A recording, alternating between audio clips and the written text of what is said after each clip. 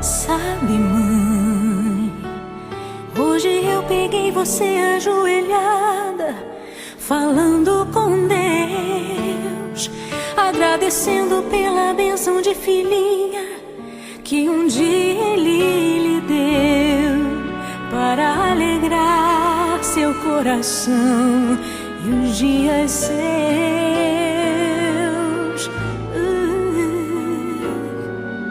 Sabe, mãe, ainda estava em sua barriga e já sentia amor.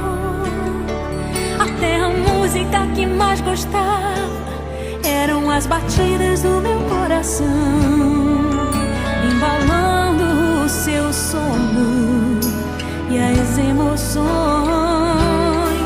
Mas sabe, mãe, é você a maior bênção que alguém já pôde ter.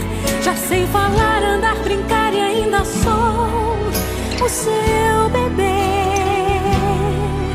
Obrigado, mamãezinha, pelas noites